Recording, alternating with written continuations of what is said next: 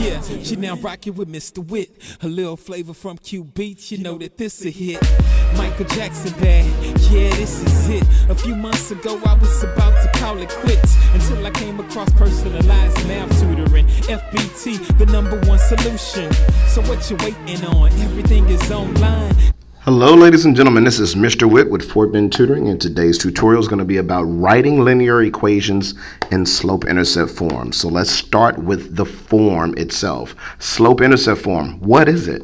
It's anytime you see the form y equals mx plus b. When you're dealing with a linear equation, that means that the graph of this is going to be a line. So here I have the form y equals to mx plus b. Well, the m in this equation stands for the slope. That's right, how the line will rise or fall. Then you also have the b value here that's prominent, and that is the y-intercept. The y-intercept is where the line is going to cross the y-axis. So this value, whether it's given as a single number or as an ordered pair, tells you exactly where the line touches the y-axis. All right, that's the y-intercept. All right, so let's go ahead and look at some problems, starting with number 1. And in 1a, we have 2x plus 3y equals to 6. So anytime you're asked to write an equation in slope-intercept form, you want to solve for y. So that's exactly what I'm going to do. I'm going to start by subtracting 2x to both sides of my equal sign here. All right, and then that'll give me 3y, which equals to negative 2x plus 6. Once I have the term with my variable y isolated, I'm going to go ahead and then divide everything by 3. All right, so still solving for y here. So as I simplify this, I'll end up with y equals to negative 2/3 x plus 2, which is the equation of the line in slope-intercept form. And that's what they wanted. Done and done. Right here in the red box for you. Okay? All right, so that's 1a. Let's take a look at 1b. In 1b, we have negative 4x plus 5y equals to negative 20. If they're asking for slope-intercept form, that means I need to solve for y. Solve for y, ladies and gentlemen. So that's what I'm going to do here. I'll start by adding 4x to both sides of my equal sign here, like so. And my 4x's will cancel out. I'm bringing down 5y, which equals to 4x minus 20. Once I have the term isolated with the variable y, I will then divide each and every term by 5. So I'm going to divide each and every term by 5 here to put this in slope-intercept form, and after simplifying, you'll end up with a result that is y equals to 4/5 x minus 4. All right, and that's my answer. I'm going to put this in a red box just for you. All right, that was 1b. Let's move on. In our next problem, we're given the slope as well as a point. And this point, ladies and gentlemen, has been identified as the y-intercept. It's where the line crosses the y-axis. And if you recall, our slope-intercept form is y equals mx plus b, right?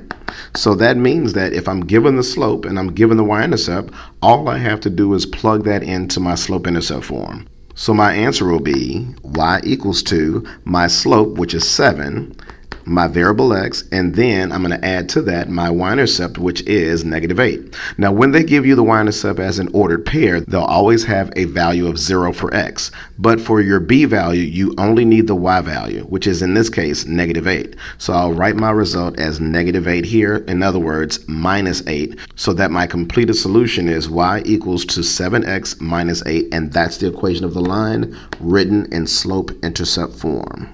All right, just like that. That was 2a, ladies and gentlemen. Okay, in 2b, all right, or not, we have our slope, which is equivalent to negative 1/3, and we have a y-intercept of positive 3. As I told you before, sometimes they can just give you the value by itself, just this sole value of 3, or they could have written the y-intercept as an ordered pair, which in this case, it would have been 0, 3 as an ordered pair. But they just gave us the value of 3, which is okay. That tells us that if we're starting out with y equals mx plus b as our slope-intercept form, that all we need to do is replace m with the value negative 1/3, and all we have to do is replace b, that y-intercept value, with 3. And that's it. So that's what I'm going to do. I'm going to have y equals to negative 1/3 x plus 3. And that's the equation of the line in slope-intercept form. Just like that. All right. Moving on, ladies and gentlemen, moving on. We have 2c here. And in 2c, I have my slope that's 0 in this case, and my y-intercept is given as -4. Anytime you have a slope of 0, you should know that the equation must be a horizontal line. All right, it'll be in the form of y equals to a number. So to prove that, we'll go ahead and start out with this y equals to mx plus b form for the slope-intercept form, and I'm going to replace the m with 0, and I'll be replacing my b with -4. So this rewrites as y equals to 0x minus 4, and 0 times anything is just 0, right? So I don't need the x. So I'll just rewrite it as y equals to -4, which is my equation of the line in slope-intercept form. So that's it. That's all I need. Y equals to -4 and done. Just like that. Then there will be times you'll have problems like problem 2D here, where they're telling you that you don't have a slope or that your slope is undefined, either way.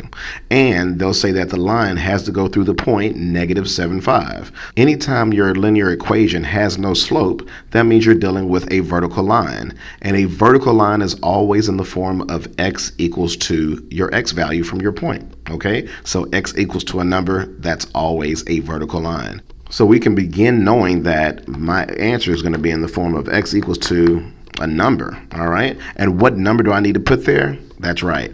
I need to put my x value from the point in this equation. So that means that I'm rewriting this as x equals to -7, and that's the end of it. That's the answer. Done and done. I knew it had to be in this form of x equals to a number because they told me I don't have a slope. And anytime you don't have a slope, it's a vertical line. And every vertical line is written in the form x equals to a number, and more specifically, the x value from the point that it goes through. And that's problem 2D. Done and done. Let's move on. All right. Moving on. Okay. Now, for problem 3, I'm going to show you 2 different ways to solve these types of problems. What they're asking of you is to find the equation of the line written in slope-intercept form, all right, given a slope and a point on the line. Now notice that this particular point is not the y-intercept. We know that because the x value is not 0. So anytime they're giving you the y-intercept, that b value, your x value will always be 0. So if it's not, it's just some random point that's on the line, and they're asking you to find the equation of the line using that point. All right, and what you want to do from here is you want to label your point as x and y. And what I'll show you first in 3A is how to use the slope-intercept form to find the equation of the line. So knowing that the form is y equals mx plus b, I already have 3 of the 4 values that you have in this equation. I know that the y value is -3. I also know that my slope is 1/2. I know that my x value is 2, but I don't know what my b value is. So using my equation and substituting, I can solve for b and find out what that value needs to be. So here, I'm simplifying this on the right side. I know that half of 2 is just 1, right? Because the 2's will cancel out. And I have 1 plus b, and now solving for b, all you got to do is just subtract 1 of both sides. All right, just hook that up. Okay, you'll end up with -3 minus 1, which gives you a value of -4. So -4 equals to b. Now that I know my b value, yeah, that value right there, I can go back and write my equation of the line in slope-intercept form using the fact that b, that y-intercept is -4, and also with the fact that the slope was given to me, and that's 1/2, right? So anytime I have the slope and the y-intercept, we can go ahead and just substitute straight into the slope-intercept form. So that means my result here is y equals to my slope, which is 1/2, x, and then my b value, which is -4. So I have -4 right here. And that's the answer. Done. Just like that. So anytime you're given a slope and a point, and they're asking you to write your answer in slope-intercept form, all you have to do is substitute those values into the slope-intercept form, solve for b, and then rewrite the equation with that slope and b value that you just found. All right, so that's 3A. That's one way to solve it. The next way I'm going to show you, okay, is going to use what we call the point slope form. Okay, so if I have a point, which I do have right here, and mind you, this is the same problem as before, and I also have the slope, which is 1/2, you can begin the problem by labeling your point as x1, y1. Then we'll be using what is called the point slope form. You know that you can use this because I was given a point and I also have the slope. So therefore you have the name point slope form. Okay, there you go. So the formula for the point slope form is y minus y1 equals to m times x minus x1. Once again, this is a point slope form, and you can use this form anytime you have 1 point and the slope, or if you're given 2 points. You can use this equation to find the equation of the line in slope-intercept form. All right, so let me show you how.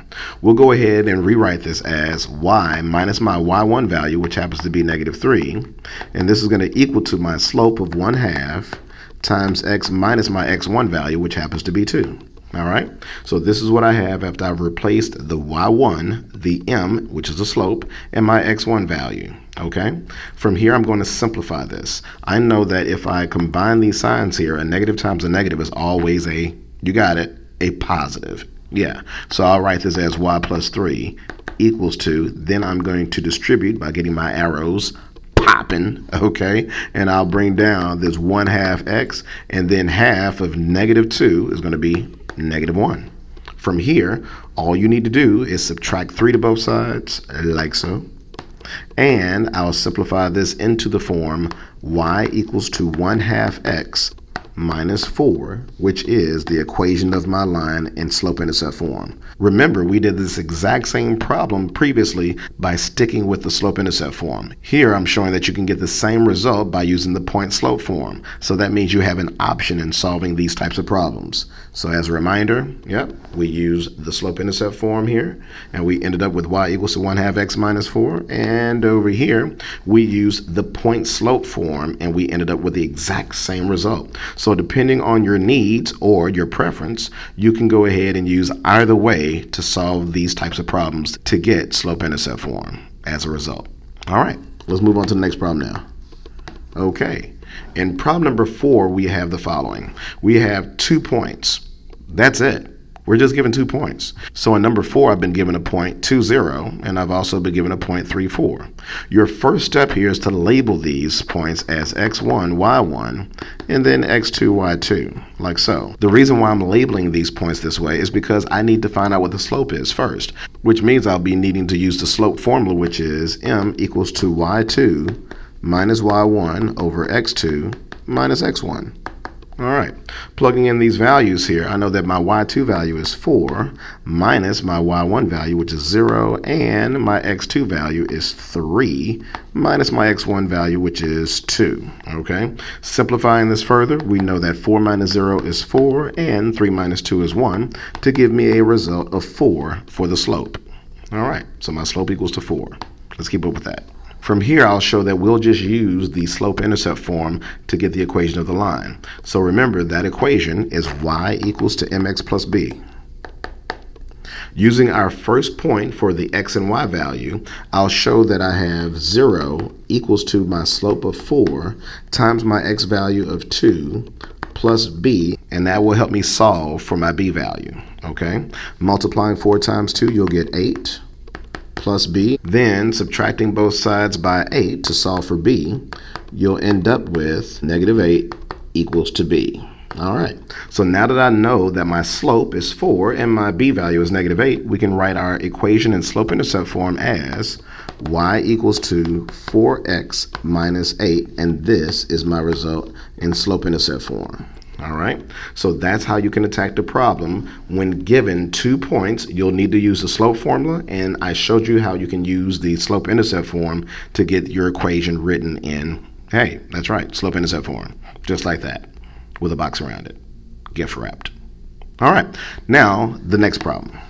In problem number 5, it's the same type of problem, but this time I'm going to show you how to use the point slope form in order to write your answer in slope-intercept form. You'll still need to use the slope formula in order to find out what the slope is first, though. And that means that I'll be labeling my points x1, y1, then x2, y2, and using the slope formula, which is y2 minus y1 divided by x2 minus x1. Now, plugging in your values, I know that my y2 value is 3 minus my y1 value, which is -2, and all of this is over 2 minus my x1 value, which is 1. Simplifying this further, these two negatives will combine to make a positive, so I'll have 3 plus 2 over 2 minus 1, and this gives me 5 over 1, which reduces to 5. So my slope is 5. Yeah. All right. Now let's use the point-slope form, because now that I have my slope, I can use one of these points in the point-slope formula. All right. Let's show what that is again. We'll end up with y minus y1 equals to m times x minus x1. That being the case, we'll plug in that y1 and x1 value as well as my slope into the point-slope formula. Here, using that first point, my y1 value, all right, a little sneak peek right there, my y1 value is negative 2. So I have y minus negative 2, which equals to my slope, which is going to be 5, times x minus my x1 value, which is 1. All right.